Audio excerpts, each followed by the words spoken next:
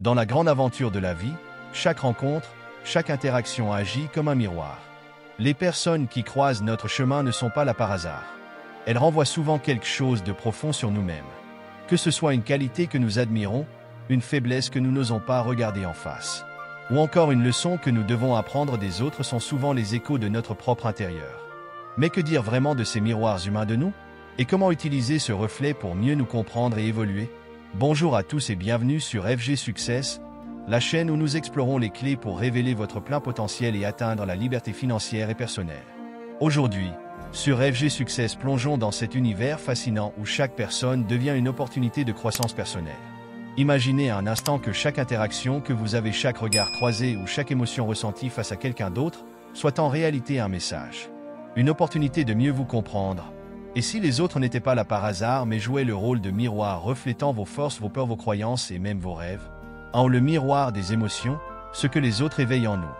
Les émotions que les autres suscitent en nous sont souvent le reflet de ce que nous portons à l'intérieur. Quand une personne nous met en colère, nous fait rire ou nous touche profondément, elle agit comme un déclenchement, mais l'émotion qu'elle provoque appartient entièrement à notre monde intérieur. Ce phénomène repose sur un principe clé, ce que nous ressentons face à une situation où une personne est influencée par notre vécu, nos croyances et nos blessures non résolues.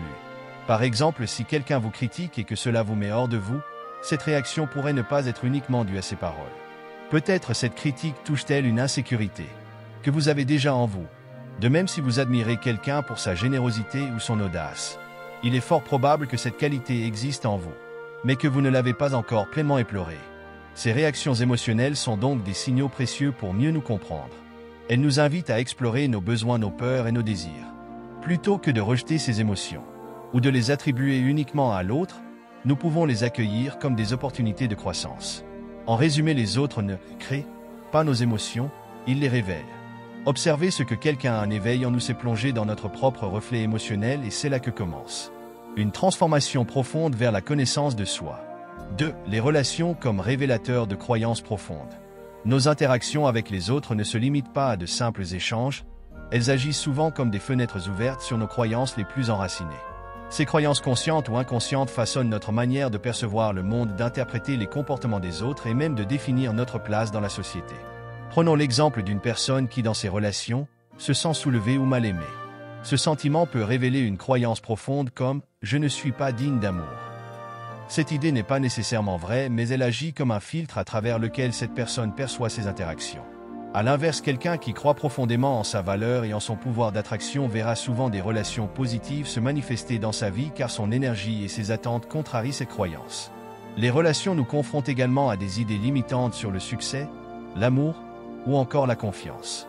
Par exemple, si vous pensez que les gens riches sont forcément égoïstes, vous pourriez entretenir des relations tendues avec des personnes prospères car votre croyance colore votre comportement envers elles. La clé pour transformer ces croyances réside dans l'observation et la remise en question. Les conflits ou incompréhensions dans une relation peuvent être des indicateurs puissants de croyances qui méritent d'être explorés. En posant des questions comme « Pourquoi cette situation me dérange autant? Quelle idée de moi-même ou des autres est en jeu ici ?» nous ouvrons la porte à un travail de déconstruction et de reconstruction intérieure. Ainsi, les relations deviennent des révélateurs et mieux encore des outils de transformation. Chaque interaction nous offre une chance unique de mieux comprendre nos programmations mentales et d'ajuster nos croyances pour créer des relations plus saines et enrichissantes. 3. La projection. Voir chez les autres ce que nous n'acceptons pas en nous. La projection est un mécanisme psychologique fascinant et souvent inconscient par lequel nous attribuons aux autres des qualités, des défauts ou des comportements que nous ne reconnaissons pas ou n'acceptons pas en nous-mêmes. C'est un peu comme si nous utilisons les autres comme des écrans pour refléter des parties de notre être que nous avons du mal à intégrer. Par exemple, si vous êtes facilement agacé par une personne que vous jugez arrogante, il se pourrait que cette arrogance reflète une part de vous-même que vous refoulez, comme un désir d'affirmation que vous n'osez pas exprimer.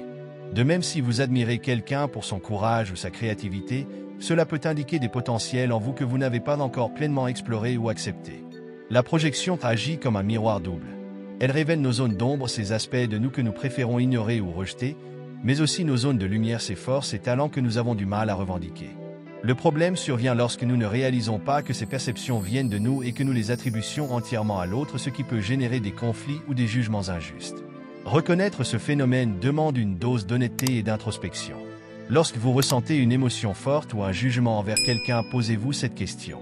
Et si ce que je vois en cette personne était en réalité une partie de moi que je n'accepte pas? En incluant la projection, nous découvrons que chaque interaction est une opportunité de croissance. Les traits que nous percevons chez les autres, qu'ils soient positifs ou négatifs, ne sont souvent que des échos de ce que nous devons encore embrasser ou transformer en nous-mêmes. Cette prise de conscience ouvre la voie à une plus grande acceptation de soi et des autres. 4. Les autres comme outil de guérison émotionnelle.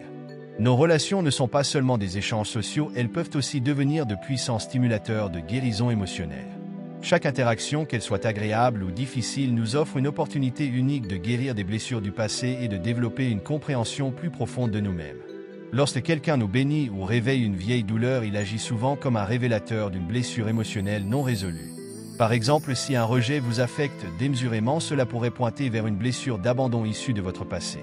De manière inconsciente, nous attirons des personnes ou des situations qui rebutent ces blessures non pas pour les aggraver mais pour nous donner une chance de les reconnaître et de les soigner. Les relations bienveillantes, quant à elles, jouent également un rôle crucial dans ce processus. Être entouré de personnes qui nous acceptent tels que nous sommes peut nous aider à réapprendre à nous aimer et à nous accepter, en particulier si nous avons grandi dans un environnement où l'amour semblait conditionnel. La compassion, le soutien et l'écoute de l'autre deviennent alors des outils qui nous permettent de construire une nouvelle relation avec nous-mêmes. La clé de la guérison à travers les autres réside dans la conscience et l'ouverture.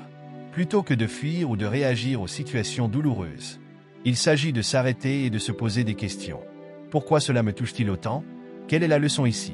Qu'est-ce que je peux faire pour me libérer?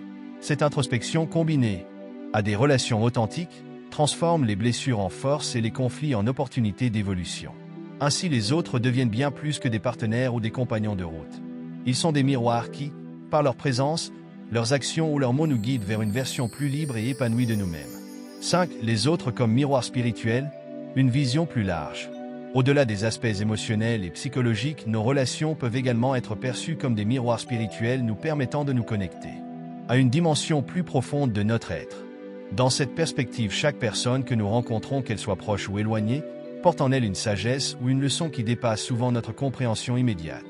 Ces interactions, parfois frustrantes ou même perturbantes, peuvent être vues comme des invitations à grandir spirituellement et à comprendre la nature de notre existence. Les grandes traditions spirituelles, qu'il s'agisse du bouddhisme, du christianisme ou de la philosophie hindoue, enseignent que l'univers est interconnecté et que chaque âme joue un rôle dans le cheminement des autres. Chaque rencontre est donc une opportunité de se connecter à quelque chose de plus grand que soi, de comprendre sa propre essence divine et d'embrasser l'idée que nous sommes tous ici pour nous enseigner mutuellement. Un exemple classique de ce principe spirituel est celui des âmes miroirs. Ces âmes peuvent nous confronter à nos peurs, à notre ego ou à nos illusions, mais elles ont également pour mission de nous aider à transcender ces aspects limitants et à nous rapprocher de notre véritable nature. Parfois, la personne qui nous dérange le plus ou qui nous semble la plus difficile à comprendre est en réalité un guide déguisé et nous pousse à remettre en question notre vision du monde et à nous éveiller à une conscience plus élevée. Voir les autres comme des miroirs spirituels nous invite à pratiquer l'acceptation, le lâcher-prise et l'amour inconditionnel. Cela nous pousse également à cultiver l'humilité car nous comprenons que tout ce que nous voyons chez les autres, que ce soit du positif ou du négatif, est en réalité une réflexion de notre propre monde intérieur. En élargissant cette vision, chaque relation devient un moyen de nous rapprocher de notre essence spirituelle, nous guidant vers un éveil plus profond, une meilleure compréhension de notre place dans le monde et une connexion plus authentique avec les autres. En fin de compte, les autres ne sont pas seulement là pour nous enseigner des leçons pratiques ou émotionnelles, mais pour nous rappeler qui nous sommes vraiment et nous mener sur le chemin de notre propre illumination. 6. Pratiquer l'introspection grâce au miroir des autres. L'introspection est l'art de se regarder en soi-même, de prendre du recul pour observer nos pensées, nos émotions et nos comportements. Mais parfois, il peut être difficile d'atteindre cette clarté intérieure seule. C'est là que les autres jouent un rôle crucial. En étant des miroirs vivants, ils nous permettent de voir des aspects de nous-mêmes que nous ne percevons pas directement. Grâce à eux, nous pouvons nous explorer sous un autre angle et nous engager dans une introspection plus profonde. Chaque rencontre, chaque relation, qu'elle soit positive ou conflictuelle, offre une opportunité de se questionner sur qui nous sommes, ce que nous ressentons et pourquoi nous agissons de la manière dont nous agissons. Par exemple, si vous êtes irrité par une personne qui semble toujours vouloir avoir raison, demandez-vous: pourquoi cela me dérange-t-il autant? Ai-je moi-même peur de ne pas être entendu? Est-ce que cela touche une blessure de mon ego? Plutôt que de juger l'autre ou de réagir de manière impulsive, prendre un moment pour se poser ces questions permet de faire une pause, de regarder à l'intérieur et d'identifier la racine de cette émotion. Les autres agissent également comme des catalyseurs de changement. Lorsqu'une personne nous fait réagir de manière forte, que ce soit par une critique, un compliment ou un geste, cela peut souvent révéler quelque chose de non résolu en nous. Ce sont ces moments qui offrent la chance de faire une pause et d'examiner nos croyances, nos valeurs et nos priorités. Par exemple, si quelqu'un vous critique de manière injuste et que cela vous bénisse profondément, cela peut être l'occasion de réfléchir à votre propre rapport à la validation externe ou à votre besoin de perfection. La pratique de l'introspection via le miroir des autres peut aussi se nourrir de moments d'écoute active et d'empathie. En prenant le temps d'écouter réellement l'autre, en observant non seulement ses mots mais aussi ses émotions et comportements, nous pouvons en apprendre beaucoup sur nos propres réactions et schémas. Chaque relation devient ainsi un terrain d'apprentissage, où nous pouvons découvrir des facettes cachées de notre personnalité et de nos motivations. Pour pratiquer cette introspection efficace, il est important de garder une attitude ouverte et non jugeante, plutôt que de se voir uniquement comme une victime des comportements des autres. Il s'agit de les considérer comme des enseignements potentiels, des invitations à mieux se comprendre. Le processus d'introspection ainsi alimenté par les autres permet de se libérer des illusions et des conditionnements tout en nous amenant vers une plus grande authenticité et une meilleure connaissance de soi. En somme, les autres, par leur comportement, leurs attitudes et leurs paroles, deviennent des instruments puissants de réflexion intérieure. Chaque interaction nous offre la chance de voir au-delà de notre façade et d'explorer les recoins de notre âme, ouvrant ainsi la voie à une transformation profonde. Les autres, en tant que miroir de notre propre monde intérieur, nous offrent une occasion unique de croissance et de transformation. En les voyant comme des reflets de nos croyances, émotions et aspirations, nous pouvons non seulement mieux nous comprendre, mais aussi devenir des versions plus épanouies de nous-mêmes. Chaque relation devient ainsi un miroir qui nous invite à explorer, à guérir et à nous éveiller. Une fois que vous comprenez que les autres sont des miroirs de vous-même, vous pouvez devenir, à votre tour, un miroir bienveillant pour ceux qui vous entourent. En cultivant l'authenticité et la compassion, vous reflétez des valeurs positives qui inspirent et élèvent les autres. Ainsi, chaque rencontre, même anodine, devient une opportunité d'évolution et de compréhension mutuelle. Les autres ne sont pas simplement des reflets, ils sont des enseignants, des guérisseurs et des partenaires dans notre quête de croissance personnelle. Si cette vidéo vous a inspiré ou vous a ouvert de nouvelles perspectives, n'oubliez pas de laisser un like, de partager vos impressions en commentaire et de partager cette vidéo avec ceux qui pourraient en bénéficier. Et surtout, pour ne rien manquer de nos prochaines vidéos, abonnez-vous à la chaîne FG Success et activez la cloche de notification. Merci d'avoir regardé et à bientôt pour d'autres découvertes sur le chemin du développement personnel.